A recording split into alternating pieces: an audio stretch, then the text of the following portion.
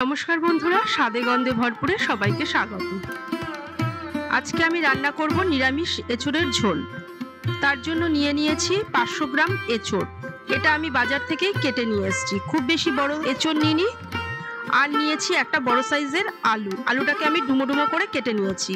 একটা pressure cooker বসিয়েছি, তার মধ্যে দিয়ে দিচ্ছি 1 গ্লাস জল। এর মধ্যে দিয়ে দেবো এবার এঁচোড়ের টুকরোগুলো। এবার দিয়ে দেব হাফ চামচ লবণ আর হাফ চামচ হলুদ গুঁড়ো।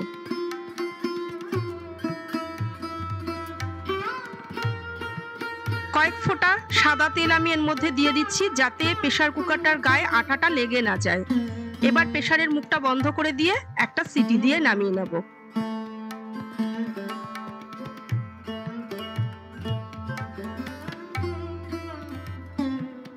সিটি পড়ে গেছে, এবার প্রেসারের কুকারটা খুলে দিলাম। দেখে নিচ্ছি এঁচোড়টা সেদ্ধ হয়েছে কিনা। এঁচোড়টা সেদ্ধ হয়ে গিয়েছে, কিন্তু খুব বেশি সেদ্ধ করিনি। এবার একটা ফ্রাই প্যান বসিয়েছি, তার মধ্যে দিয়ে দিলাম বড় চামচের 1 চামচ সর্ষের তেল। সর্ষের তেলটাকে ভালো করে গরম করে নিচ্ছি। এবার দিয়ে দিচ্ছি সেদ্ধ করে রাখা এঁচোড়ের টুকরোগুলো। এঁচোড়ের টুকরোগুলোকে দিয়ে আমি একটু হালকা ভেজে নেব। খুব বেশি লাল করে ভাজার দরকার নেই। এবার এর মধ্যে দিয়ে দিলাম হাফ চামচ লাল লঙ্কার গুঁড়ো।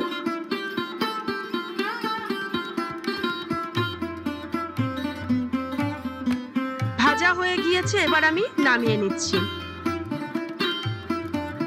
কড়াইয়ের মধ্যে দিয়ে দিলাম 3 চামচ সর্ষের তেল। তেলটা ভালো করে গরম হয়ে গিয়েছে, দিয়ে দিলাম হাফ চামচ সাদা জিরে। দিয়ে দিচ্ছি গোটা গরম মশলা, একটা তেজপাতা হাফ করে। গরম মশলার মধ্যে আমি দিয়েছি 2টো এলাচ, 2টো লবঙ্গ, হাফ ইঞ্চি দারচিনি। এবার গরম মশলা থেকে ভালো একটা গন্ধ বেরোচ্ছে, দিয়ে দিলাম ডুমো করে কেটে রাখা আলু।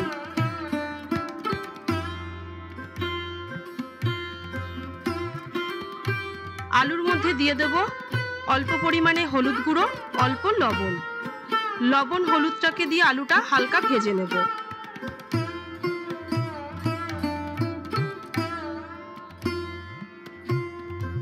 আলুটা ভাজা হয়ে গিয়েছে, এবার দিয়ে দিচ্ছি 1 চামচ জিরে বাটা, 1 চামচ আদা বাটা, 1 চামচ কাঁচা লঙ্কা বাটা।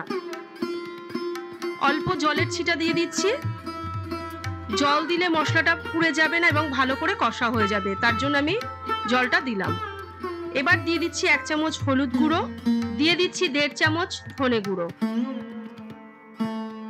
1 চামচ লাল লঙ্কার গুঁড়ো দিলাম।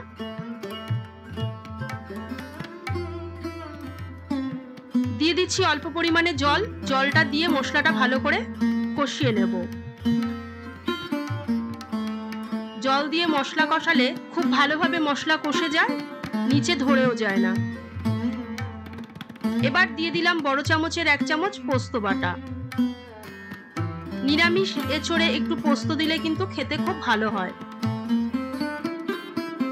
পোস্তটা দিয়ে মশলার সঙ্গে ভালো করে মিশিয়ে কষিয়ে নেব। দিচ্ছি 1 চামচ লাল কাশ্মীরি লঙ্কার গুঁড়ো, এটা কালারের জন্য দিচ্ছি। দিচ্ছি বড় চামচের 1 চামচ টক দই। টক দইটা আমি ফেটিয়ে নিয়েছি। টক দইটাকে দিয়ে মশলার সঙ্গে ভালো করে মিশিয়ে দেব আর কয়েক সেকেন্ড কষিয়ে নেব। টক দই দেওয়ার সময় কিন্তু গ্যাসের ফ্লেমটাকে লোতে রাখতে হবে, না হলে দইটা কেটে যাবে। মশলা থেকে তেল ছাড়তে শুরু করেছে, এবার আমি দিয়ে দেব ভেজে রাখা এঁচোড়ের টুকরোগুলো। এঁচোড়ের টুকরোগুলোকে দিয়ে আমি ভালো করে মশলার সঙ্গে মিশিয়ে নিয়ে মিনিট খানেক কষিয়ে নেব। এবার দিয়ে দিচ্ছি পরিমাণ মতো গরম জল। এবার গ্যাসের ফ্লেমটাকে মিডিয়াম করে দিয়ে আমি মিনিট 5 ফুটতে দেব, আলুটা সেদ্ধ হওয়া পর্যন্ত। ঝোলটা ফুটে গিয়েছে, এবার দেখে নেব আলুটা সেদ্ধ হয়েছে কিনা। এঁচোড়টা আগে থাকতেই সেদ্ধ আছে। আলুগুলো সেদ্ধ হয়ে গিয়েছে। এবার দিয়ে দিচ্ছি হাফ চামচ চিনি আর স্বাদ মতো লবণ।